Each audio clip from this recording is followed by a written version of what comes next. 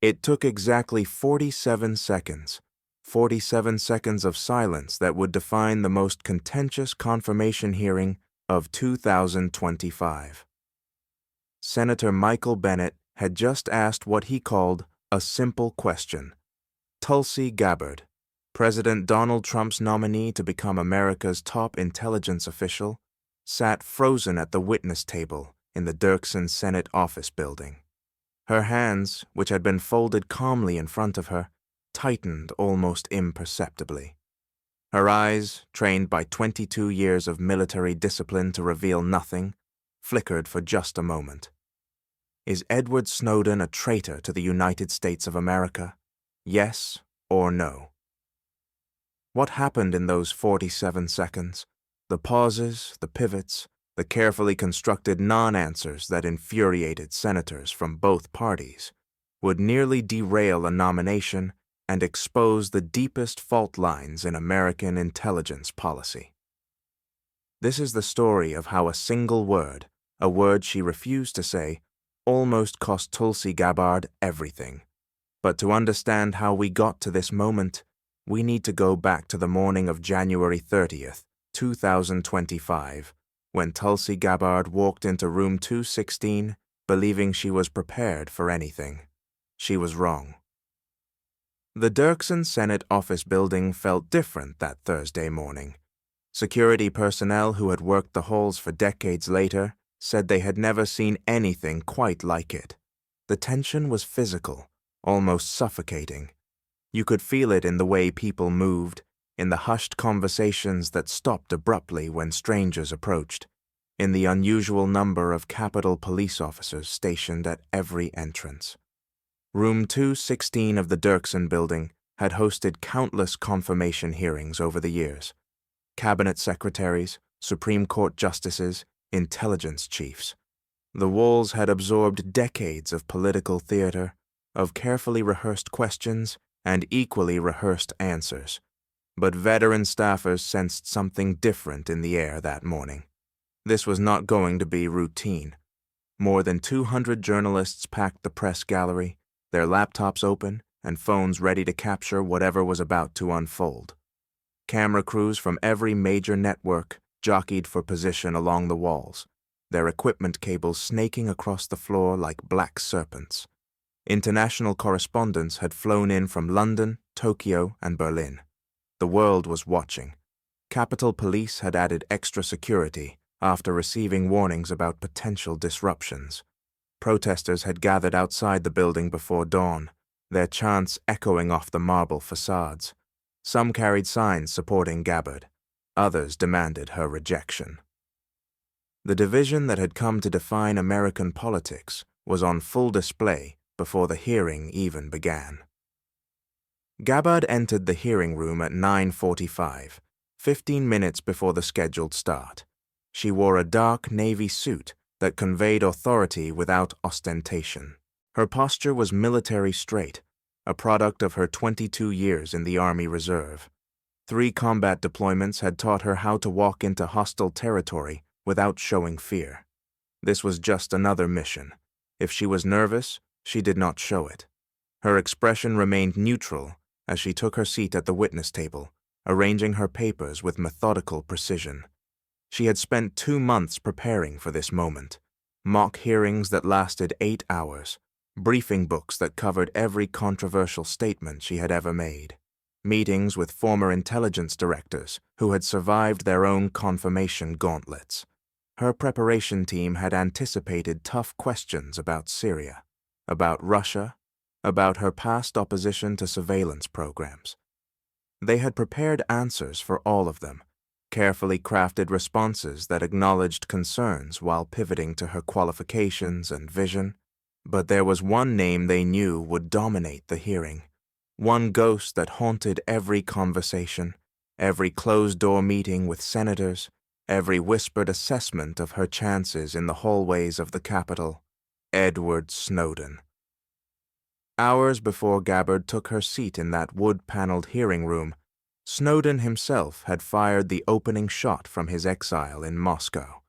Sitting in an apartment thousands of miles from Washington, The man who had become the most famous leaker in American history logged onto social media and typed a message that would prove prophetic.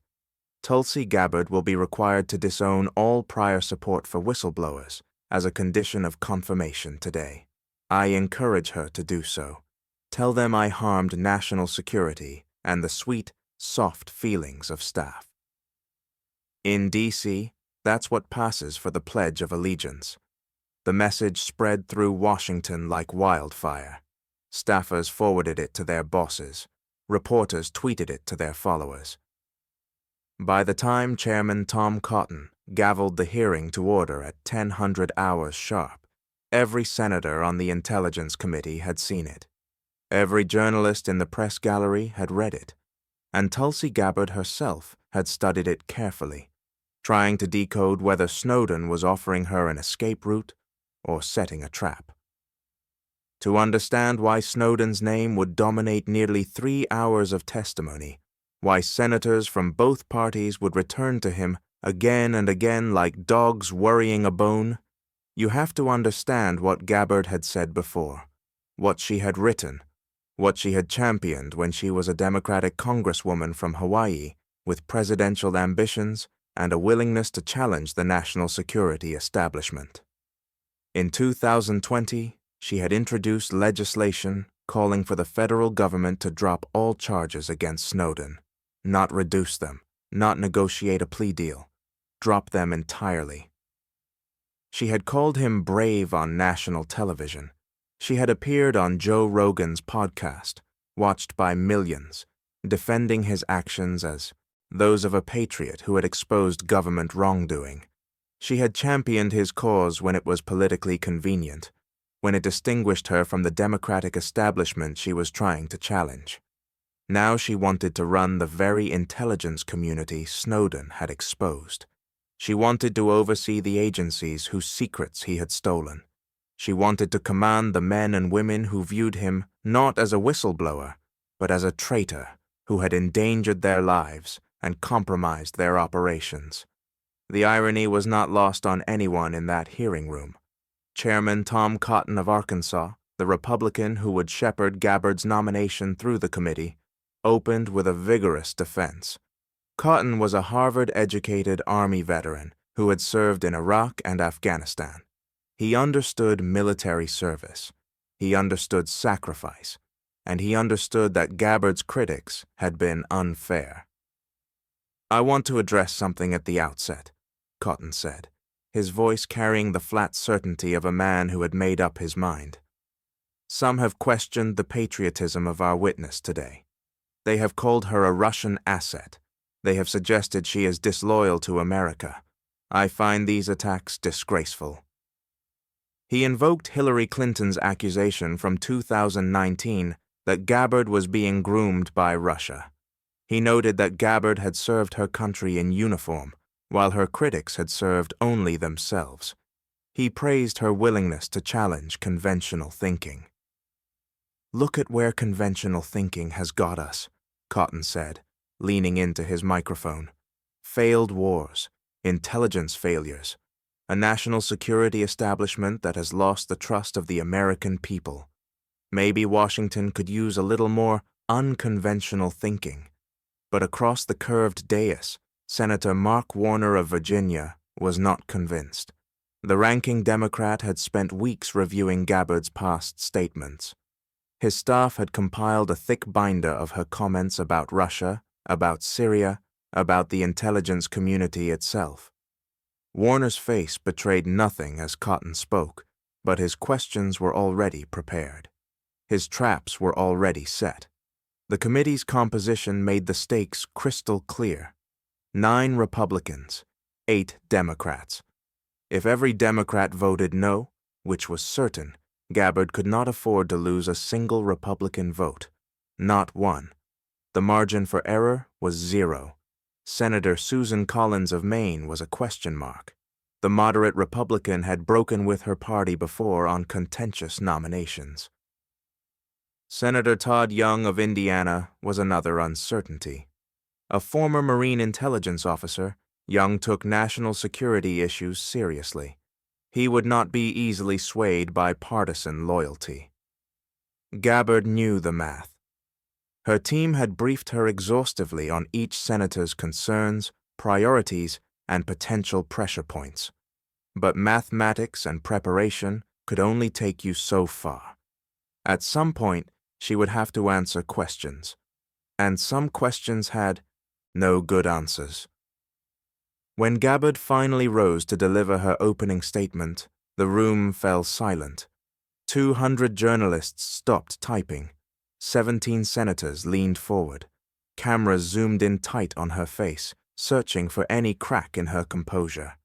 What she said next was a declaration of war against the institutions she sought to command. For too long, faulty, inadequate, or weaponized intelligence have led to costly failures and the undermining of our national security and God-given freedoms enshrined in our Constitution, she declared, her voice steady, but carrying an unmistakable edge of accusation. She listed the intelligence community's greatest failures with prosecutorial precision, the weapons of mass destruction that didn't exist in Iraq, exposed by subsequent investigations as perhaps the most consequential intelligence failure in American history, a failure that had cost thousands of American lives and hundreds of thousands of Iraqi lives, a failure that had destabilized an entire region and given rise to terrorist organizations that continue to threaten American security. She spoke of the letter signed by 51 former intelligence officials dismissing Hunter Biden's laptop as Russian disinformation, a letter that had influenced a presidential election, a letter that had been proven wrong. She described the investigation she claimed had been used to falsely portray Donald Trump as a puppet of Putin. Years of investigations, millions of dollars spent, and in the end, no proof of collusion. If confirmed as DNI, she said, her voice rising slightly, I will do my very best to fulfill this mandate and bring leadership to the intelligence community with a laser-like focus on our essential mission, ensuring the safety, security, and freedom of the American people. The message was unmistakable to everyone in that room. Tulsi Gabbard was not coming to manage the intelligence community. She was not coming to maintain the status quo. She was coming to reform it, to challenge it, to hold it accountable for what she saw as years of failures and abuses. To her supporters, this was exactly what the intelligence community needed. Fresh eyes, tough questions, an outsider's willingness to challenge comfortable assumptions. To her critics, it was a warning sign, a nominee who seemed more interested in settling scores than in leading. And then the questions began. Senator James Lankford of Oklahoma, a Republican who had been expected to support Gabbard, drew first blood.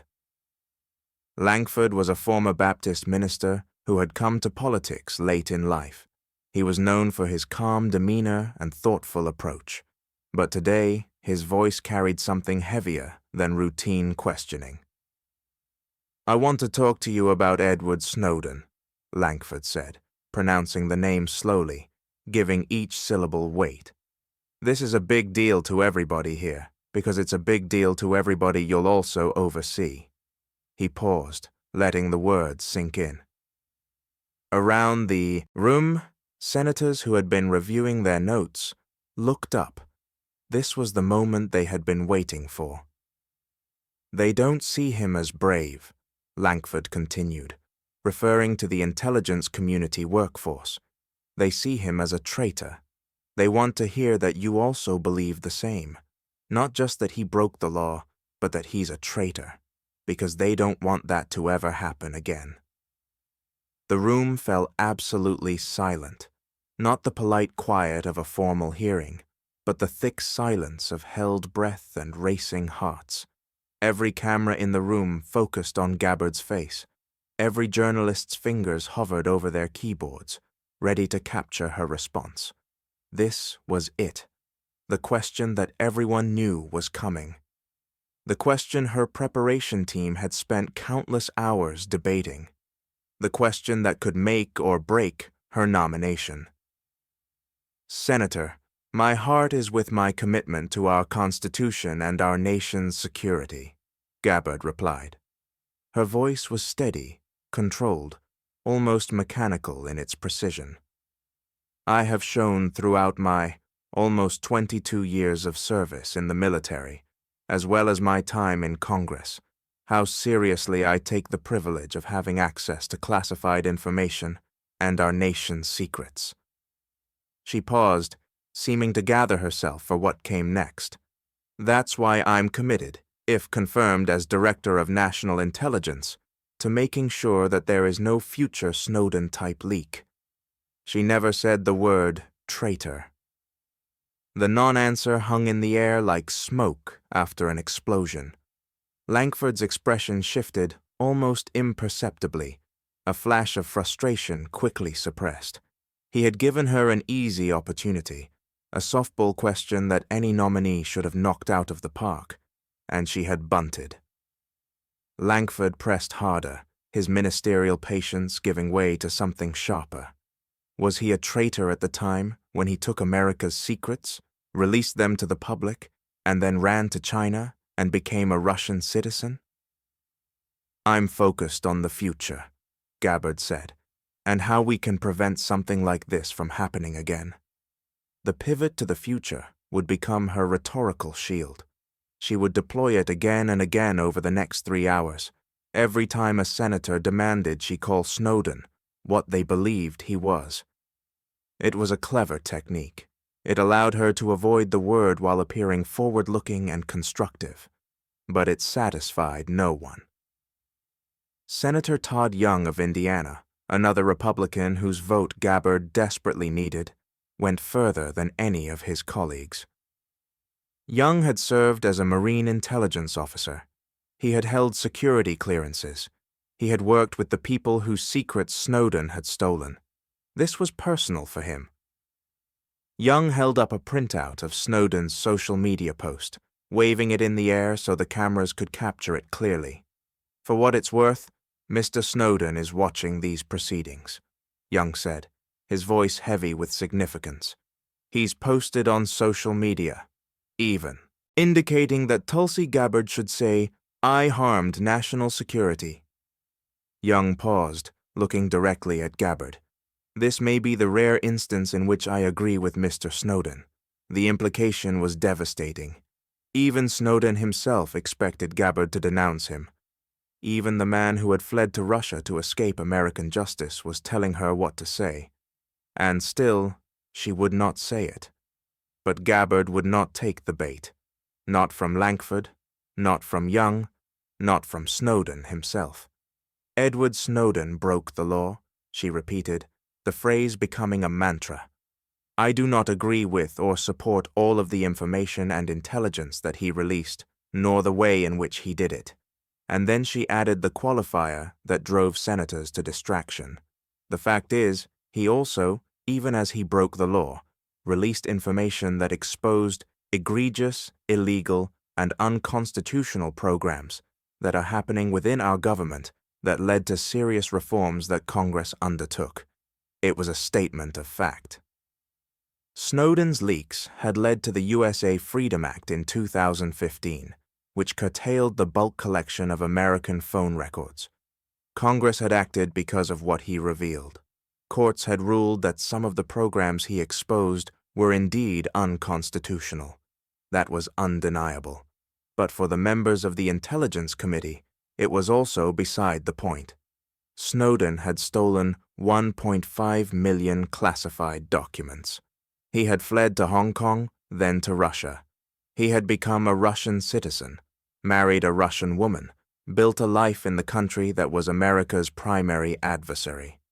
Whatever reforms his leaks had prompted, they argued, did not excuse the tremendous damage to national security that a bipartisan House investigation had documented.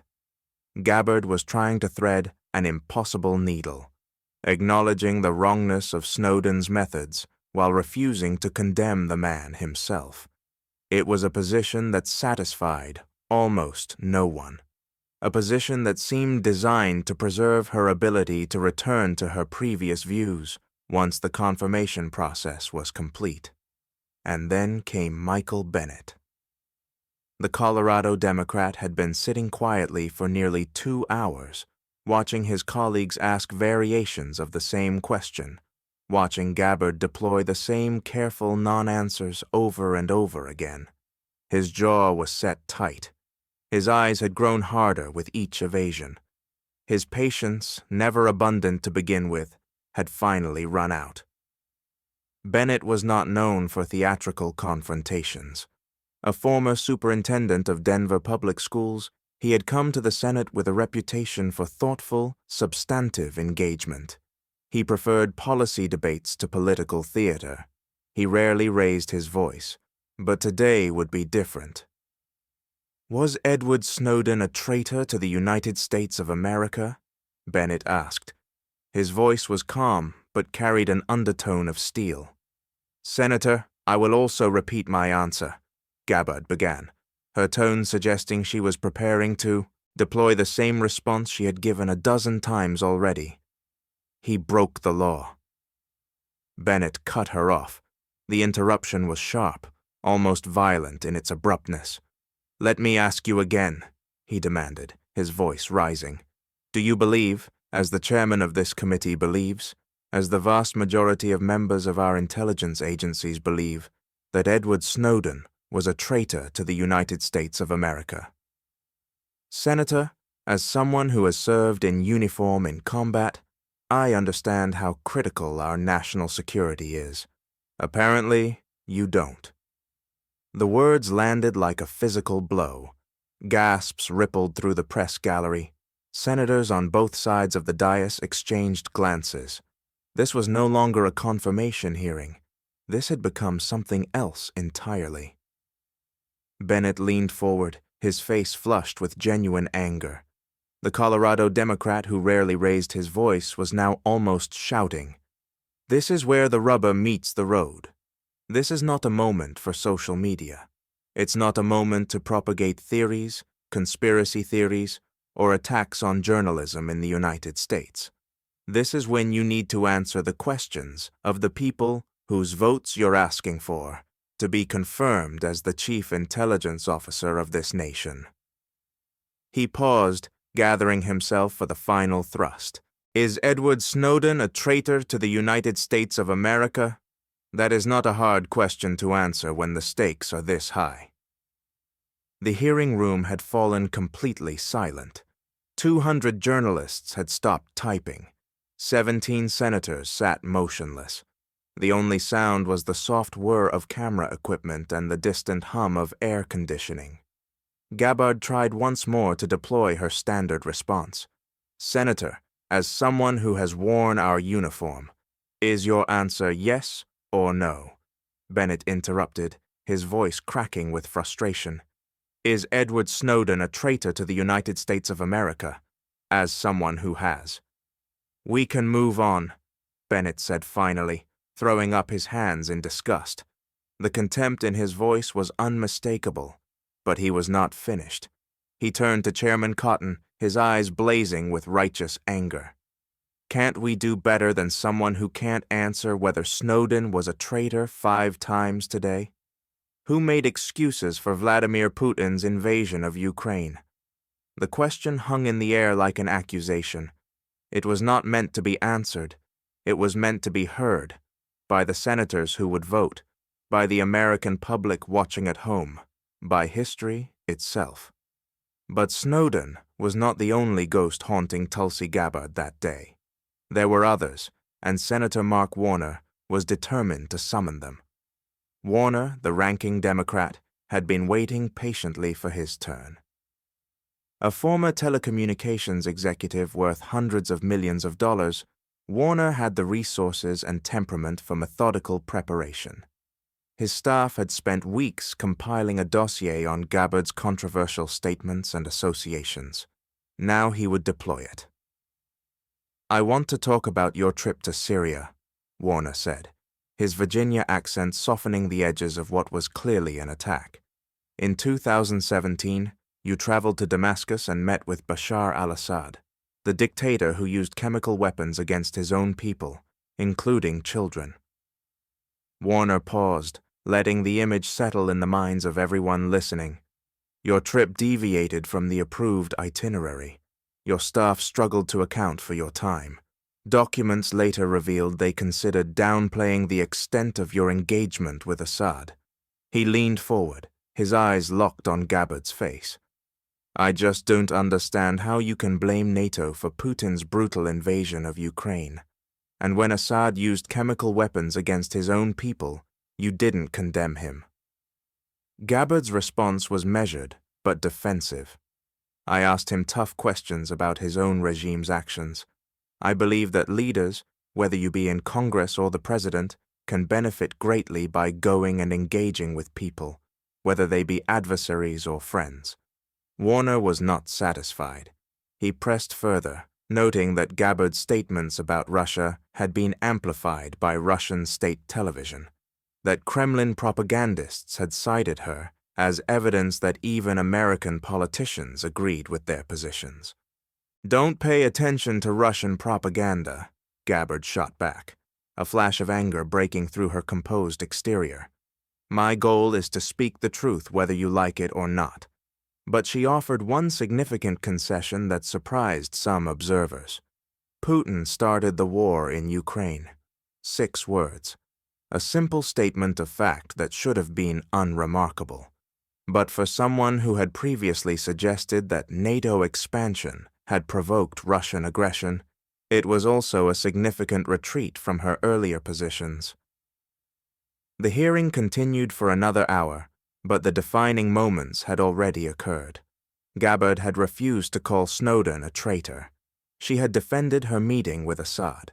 She had sparred with senators from both parties, and she had left more questions unanswered than answered.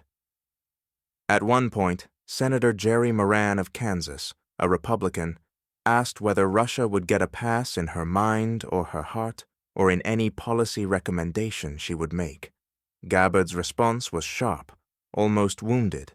I'm offended by that question. And then she deployed the line that would become her most quoted statement of the entire hearing. The fact is, what truly unsettles my political opponents is I refuse to be their puppet. She looked directly at the cameras, speaking over the heads of the senators to the millions of Americans watching at home. I want to warn the American people watching at home. You may hear lies and smears that challenge my loyalty to and love for our country. They used the same tactic against President Trump and failed. The American people elected President Trump with a decisive victory and mandate for change. It was a masterful pivot, a reminder that her nomination was Trump's choice, that opposing her meant opposing him, an implicit warning to any Republican senator thinking of voting no, that they would be defying not just a nominee, but a president with a loyal base that would remember betrayal. The message was received. In the hallways outside the hearing room, Republican staffers were already making calls. The hearing ended after nearly 3 hours of public testimony. The cameras stopped rolling. The senators retreated to a secure room for classified questions that could not be asked in open session, and the political world began rendering its verdict. Senator Susan Collins of Maine, the moderate Republican whose vote could prove decisive, emerged from the hearing with a carefully neutral expression. I have not made up my mind, she told the reporters who surrounded her. The jury is still out. I want to make a careful decision. When asked specifically about Gabbard's refusal to call Snowden a traitor, Collins chose her words with lawyerly precision. I was happy with her answer about not seeking a pardon for Snowden. It was not an endorsement, but it was not a rejection either. Senator Todd Young was even more cryptic. He had challenged Gabbard directly on Snowden. He had waved the printout of Snowden's social media post. He had made clear his concerns about her past statements. Now he offered nothing, no commitment, no condemnation, just silence. Senator Warner's assessment was characteristically blunt. I respect her service. I have huge issues with her judgment. Lankford, the Oklahoma Republican who had opened the Snowden questioning, told reporters he was kind of surprised by Gabbard's responses. They raised a lot of questions. The reaction outside the Capitol was swift and savage. Fox News contributor Mark Thiessen, a former speechwriter for President George W. Bush and a reliable conservative voice, called Gabbard's performance disqualifying. "Is Edward Snowden a traitor is not a gotcha question," Thiessen wrote on social media. "It's a softball question." A senior White House official, speaking on condition of anonymity, acknowledged the challenge facing the nomination. She has two problems: Section 702 and Snowden. Section 702 referred to the surveillance authority that Gabbard had once championed, repealing but now claimed to support. It was another reversal that senators had pressed her on, another area where her past positions conflicted with the requirements of the job she was seeking. In the days that followed, Tulsi Gabbard's nomination appeared to be in serious jeopardy. The coverage was devastating. Editorial boards that rarely agreed on anything united in questioning her fitness for the position. Former intelligence officials who had served under both Republican and Democratic presidents expressed concerns about her judgment. Republican senators were holding their cards close to the vest, one anonymous GOP senator told reporters. That nomination is in trouble. A second Republican senator confirmed there had been a lot of discussion among GOP lawmakers about Gabbard's fitness to lead the intelligence community. "There's been a lot of conversation on that," the senator said, but behind the closed doors of the Capitol, a rescue operation was already underway. Chairman Tom Cotton worked the phones relentlessly, calling wavering Republicans and reminding them of their loyalty to President Trump. The nominee was the president's choice. Voting against her was voting against him. Did they really want to be the Republicans who handed Trump a defeat on a major nomination? Vice President J.D. Vance personally pressed Senator Todd Young to support Gabbard. The two had served together in the Senate. They shared a military background. Vance made clear that the administration was watching how Young voted. Elon Musk, the billionaire who had become one of Trump's closest advisors, also made calls. His influence in Republican circles had grown enormously since he had helped fund Trump's campaign. When Musk asked for something, people listened. Former Senator Kyrsten Sinema of Arizona, who had left the Democratic Party and developed relationships across the political spectrum, was enlisted to sway Collins and Young. Sinema knew how to talk to moderates. She understood their concerns. She could make arguments that partisan warriors could not, and Gabbard herself made commitments. Private promises delivered in closed-door meetings that would bind her if she was confirmed. She promised not to seek a pardon for Snowden. She agreed to regularly update the Senate Intelligence Committee on her foreign travel. She committed to working with the panel on reauthorizing Section 702 of the Foreign Intelligence Surveillance Act, the very authority she had once wanted to abolish. One by one, the wavering Republicans fell into line. On February 4, 2025, the tide turned. Senator Collins announced she would vote yes in the committee. She cited Gabbard's commitment not to seek a pardon for Snowden. "I got the assurances I needed," Collins told reporters. Senator Young followed hours later, releasing a statement that outlined specific commitments Gabbard had made, commitments that will advance our national security. The committee voted 9-8 along party lines. Every Republican supported Gabbard. Every Democrat opposed her. The partisan firewall had held, but one more vote remained. The full Senate would have the final say. On February 10th, the Senate voted 52-46 to advance Gabbard's nomination. It was a party-line vote, with 2 senators absent. The path to confirmation was now clear. 2 days later, on February 12, 2025, the final vote was held. The result was 52 to 48. Every Democrat voted no, as expected. But so did one Republican. Mitch McConnell of Kentucky, the former Senate Majority Leader, the man who had shaped Republican politics for decades, broke with his party to oppose Gabbard's confirmation. His statement was a stinging rebuke that would echo through Washington for days. Miss Gabbard has a history of alarming lapses in judgment, McConnell wrote. She failed to demonstrate that she was prepared for the role. Confirming her is an unnecessary risk. He saved his sharpest criticism for her confirmation conversion on surveillance issues. So is empowering a DNI who only acknowledged the value of critical intelligence collection authorities when her nomination appeared to be in jeopardy. It was a direct accusation of opportunism, a suggestion that Gabbard's reversals on key issues were not genuine changes of heart, but calculated maneuvers to secure confirmation. But 52 votes were enough. Mitch McConnell's opposition, however stinging, was ultimately symbolic. The nomination had succeeded.